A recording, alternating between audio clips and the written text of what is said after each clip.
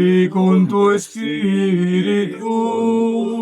Proclamación del Santo Evangelio según San Mateo. Atendamos. Gloria a ti, Señor, gloria a ti.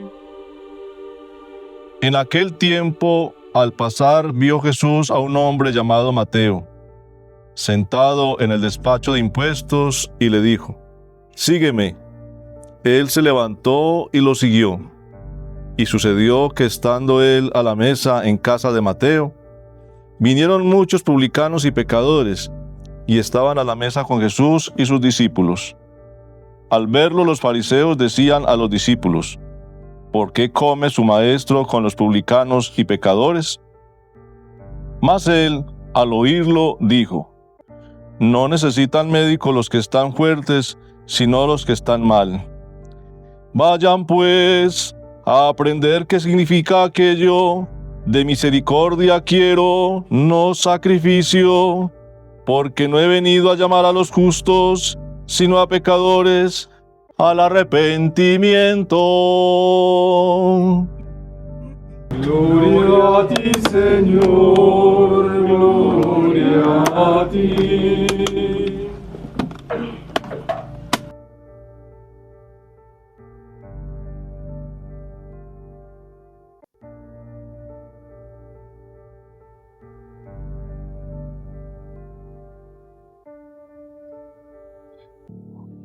Hoy, cuando celebramos la fiesta del evangelista Mateo,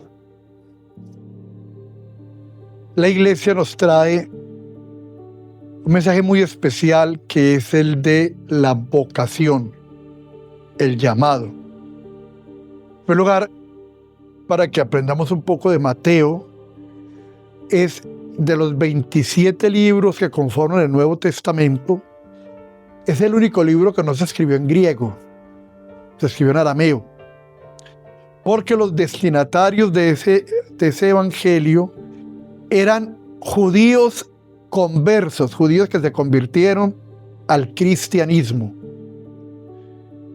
Todos los demás textos del Nuevo Testamento están en griego, así fueron escritos originalmente. Y este evangelio se caracteriza porque hace alusiones continuas y permanentes al Antiguo Testamento. Muy simple, si Mateo quería convencer a los judíos que Jesús era el Mesías prometido, permanentemente referencia a cada acción con el Antiguo Testamento. Y de esa manera está dándole a los judíos que conocían y tenían como sagrado la Tanakh, los textos del Antiguo Testamento, mostrándoles cómo en Jesús se cumplían todas esas anuncios y profecías. Ese evangelio está montado de una manera muy especial sobre 5 grandes predicaciones, 5 grandes discursos, encontrando de primero el más importante de todos los discursos de Jesús, que se llama el Sermón de la Montaña. Está en el capítulo 5, 6 y 7 de Mateo. Los teólogos lo llaman el discurso programático del reino. Ahora que se avecinan tiempos de elecciones, están los políticos con programas de gobierno, pues es el programa de Cristo para el mundo, el Sermón de la Montaña. Así va teniendo el Sermón del Llano, va a tener otra serie de sermones, hasta llegar al último, que es el discurso o el sermón escatológico, sermón en que Jesús va a hablar de la vida eterna, cómo es el más allá. Y decía que se inicia con la vocación de Mateo. Lo he repetido muchas veces, pero es bueno que lo repasemos. Vocación no es lo que yo quiero ser. Vocación en latín vocare, que significa llamado. Vocación es aquello a lo que somos llamados. ¿Quién llama? Dios. Y el ejemplo más evidente está en el texto que hoy nos trae el Evangelio. Está Mateo sentado en su puesto de recaudador de impuestos. Mateo era publicano. En el pueblo de Israel había 5 grupos políticos religiosos. Los saduceos, que eran los gobernantes, los senadores. Los fariseos, que eran los sacerdotes. Se dividían en dos: maestros de la ley, que decían que se podía y que no se podía, y los escribas, los que interpretaban la escritura. Tercer grupo, un grupo de judíos que querían vivir de una manera más comprometida, más perfecta su fe, y se apartaban del resto, se llaman los esenios. Juan el Bautista era un esenio. El cuarto grupo eran los guerrilleros de la época. Los que estaban, no es sin risa, eran guerrilleros, eran los que estaban en contra del régimen político que tenían, que ellos estaban bajo el yugo del Imperio Romano. Querían liberar el pueblo de Israel del yugo de Roma. Entonces ellos eran los que promovían el tumulto, las manifestaciones en contra. Tristemente, de esa época se hace famoso que era común que entre sus ropas cargar un cuchillo en forma de media luna. Se llamaba la sica. De ahí viene la palabra sicario. Y el quinto grupo era un grupo de judíos ricos pero despreciados. ¿Por qué? Porque trabajaban para el Imperio Romano, para el yugo que los oprimía. Eran gente despreciable. Nadie quería tener nada que ver con un publicano. Nadie quisiera casar a su hija con un publicano, aunque fueran ricos. Eran despreciables. Mateo es parte de los publicanos. Y está sentado en la mesa de sus impuestos. No se había arrepentido. No renunció a ser publicano. No estaba en el templo. Estaba en su trabajo, la cotidianidad de la vida. Y allí lo llamó el Señor. Sígueme, le dice Cristo. Porque Mateo, sabiendo que Jesús iba a pasar por allí, seguramente él había oído, sabía de sus milagros y quería verlo. No por fe, por curiosidad. Quería ver quién era ese hombre del que tanto se hablaba. Se subía a un árbol porque era de pequeña estatura, dice el Evangelio. Y cuando Jesús lo ve, dice: baja pronto, que conviene que hoy me quede yo en tu casa. Sígueme. Y él inmediatamente deja todo y sigue a Jesús. Jesús llama y él responde sin ninguna dilación. San Juan Crisóstomo dice que no dijo: lo voy a pensar, mañana, más tarde, arreglo y voy, cierro y después hablamos. Nada, inmediatamente se paró, lo dejó todo y lo siguió. Esa es la respuesta a la vocación, al llamado. Dios nos llama de una manera espectacular. Qué triste que a veces la fe nuestra busca y quiere espectacularidades. Por eso aparece la gente con apariciones cada rato, viendo las nubes que Dios le escribió un mensaje, una cantidad de locuras. Dios habla en la cotidianidad de la vida, en lo común, en lo diario. Ahí habla el Señor. Y entonces, permanentemente Cristo nos está llamando. Así como Zaqueo todos los días me dice: sígueme, sígueme. ¿Para qué? Para hacer liviano tu yugo. Vengan a mí los que están cansados y agobiados, que yo les daré descanso. Sígueme para darle sentido a la vida. Nada más problemático que un pueblo que piensa. Séneca dice: el pueblo hay que darle pan y circo. Que no tengan hambre y entreténgalos. Y ya, porque si un pueblo piensa, un pueblo se revela. Mira su realidad. Eso ya es evidente. ¿Qué son las redes sociales? Cantidad de basura entreteniendo a la gente. La gente pasa horas y horas. Apareció un mensaje muy simpático en estos días en TikTok de un papá que invitó a su familia, su esposa y sus 2 hijos, a un restaurante. Y un momento el papá se paró y no volvió. Y dejaron la comida, el papá no estaba. En un momento de pagar la cuenta, el papá no estaba. Llamaba a alguien, no contestaba. Se van para la casa, pues a ver qué recursos buscan y no encuentran sentado tranquilo en la sala. ¿A usted qué le pasó? Dijo que yo los invité a comer, pero como cada uno estaba con su celular, yo vi que yo no interesaba y por eso me vine para la casa.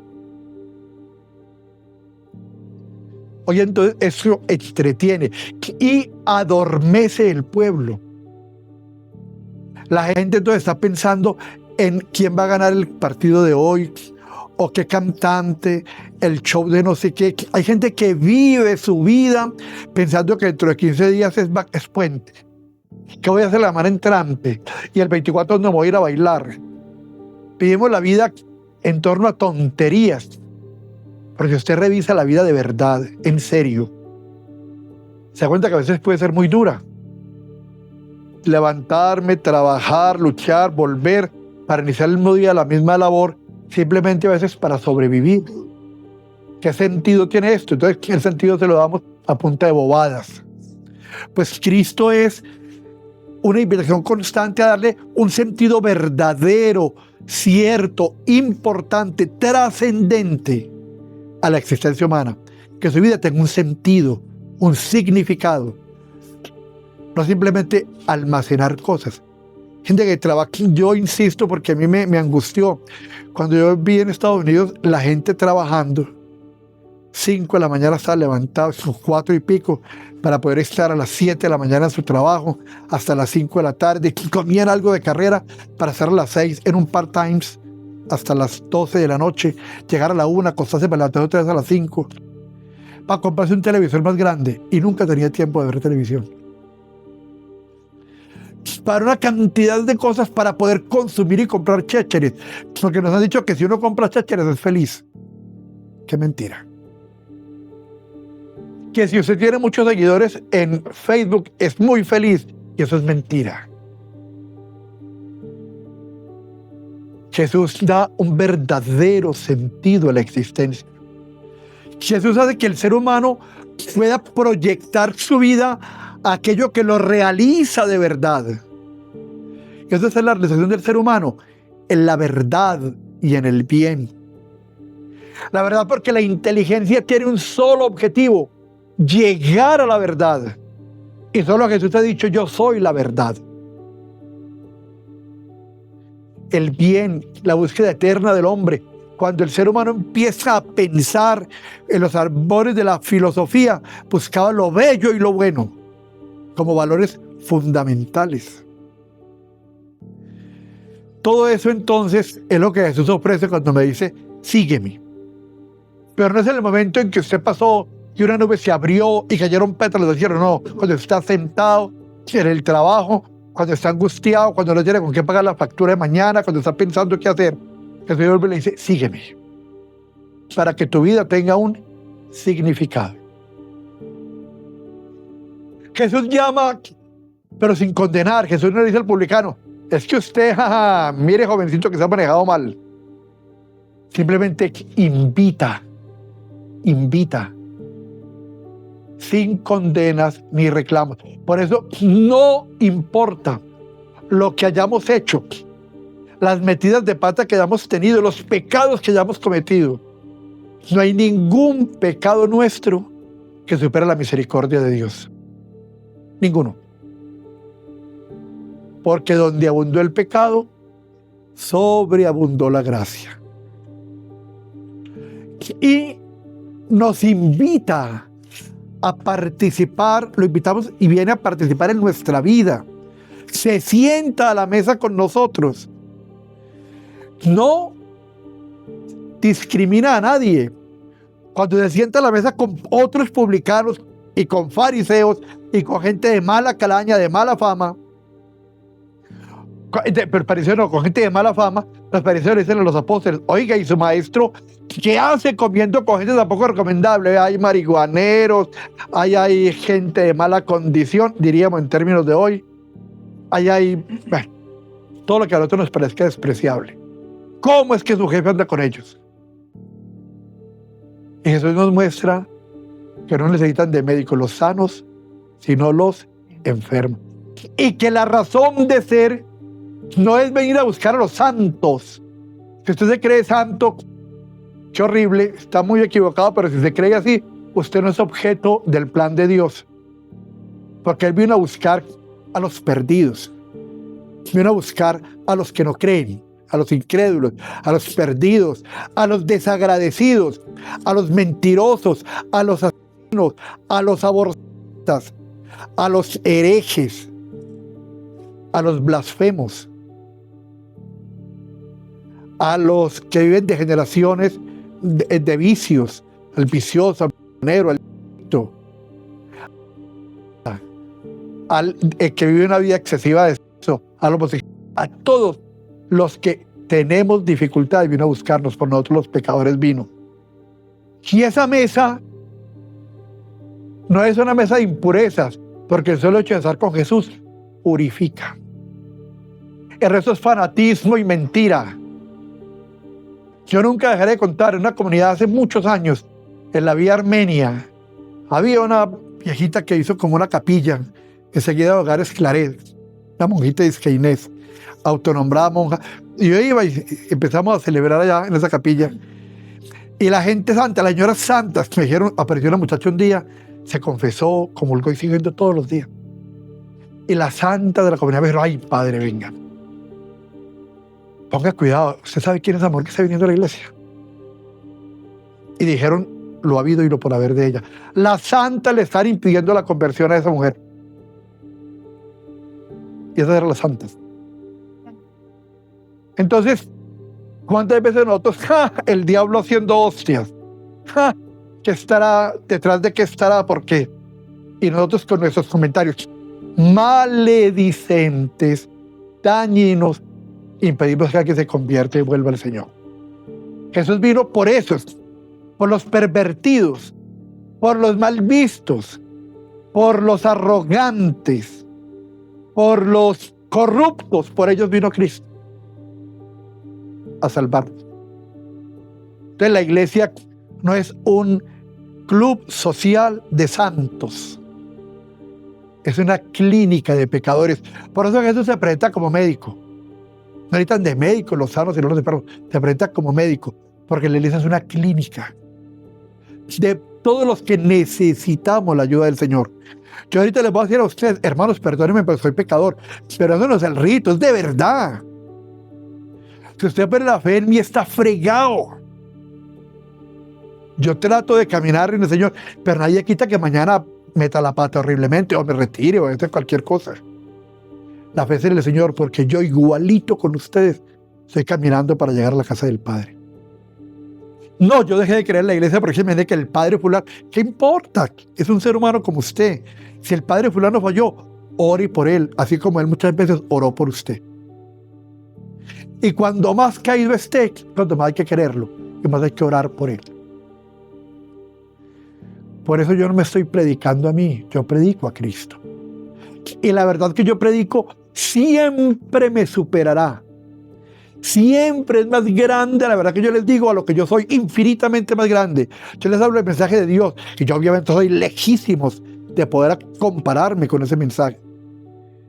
Lo que predico siempre me superará. Es entonces ahí donde hay un resumen como de 4 elementos fundamentales de la vida en la fe.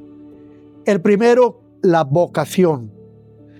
El Señor llama al pecador. Sígueme. A usted lo está llamando por su nombre. Sígueme. En el libro del Apocalipsis dice el Señor, yo estoy a la puerta y llamo. Si me abres, entraré y cenaré contigo. Primero, vocación. Segundo, la encarnación. Dios se hizo hombre, se encarnó en Jesús para hacerse comunión, alimento en la mesa eucarística. Él se sienta con nosotros a la mesa. Vamos ahora en esa mesa a reproducir la cena del Señor. No es una imitación, no es una comedia. Hoy, como en Jerusalén, hace 2000 y pico de años, Cristo se va a hacer presente verdaderamente en la Eucaristía. Está a la mesa con nosotros, nos invita a comer. Entonces, segundo, la encarnación. Primero, la vocación. Segundo, la encarnación y comunión. Tercero, la redención. Jesús, a todo el que se arrime y reciba su cuerpo y su sangre, lo sana. Lo sana. Es médico para nosotros. Y finalmente, la misión. Inmediatamente nos transforma en apóstoles, en anunciadores de la palabra. Vocación, encarnación redención y misión. Los 4 elementos de nuestra fe. Eso lo vemos en el Evangelio de Mateo. Recuerde, el Señor está a su puerta y llama.